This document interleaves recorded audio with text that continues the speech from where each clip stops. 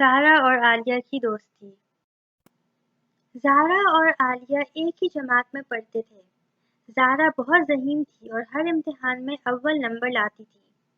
اس کے باوجود عالیہ اور کلاس کی کچھ لڑکیاں اس کا مذاق اڑاتی تھیں۔ کیونکہ زہرا کا لنچ باکس ہمیشہ خالی ہوتا تھا اور بریک ٹائم میں جب ساری لڑکیاں لنچ کر رہی ہوتی تھیں وہ اکیلے پڑھائی کرتی تھی۔ جب عالیہ کو پتہ چلا کہ زہرا کے ابو ایک لکڑ آ رہے ہیں اور ان کی معمولی تنخواہ ہے، اس نے بہت مذاق اڑایا کیونکہ عالیہ کے ابو ایک بڑے بزنس مین تھے، اور زہرا رونے لگی۔ ایک دن میتھس کے امتحان میں عالیہ فیل ہو گئی اور اسے پوری کلاس کے سامنے بڑی شرمندگی محسوس ہوئی۔ سب اس پر ہنسنے لگے سوائے زہرا کے۔ زہرا عالیہ کے پاس آئی اور کہنے لگی، میں تمہاری مدد کر سکتی ہوں اور اسکول کے بعد میتھس سکھا سکتی ہوں۔ عالیہ بولی، کیا واقعی؟ میں تو تمہارا ہمیشہ مذاق اڑاتی تھی۔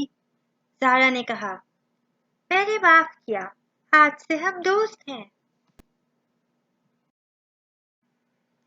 عالیہ نے اس سے گلے لگایا اور کہا، دوست نہیں، پکے دوست۔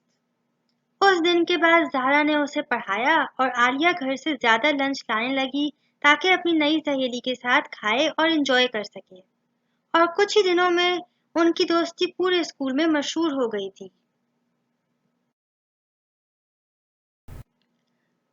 تو دوستوں، اس کہانی سے یہ سبق ملتا ہے کہ دوست وہی ہوتا ہے جو مشکل میں کام آئے۔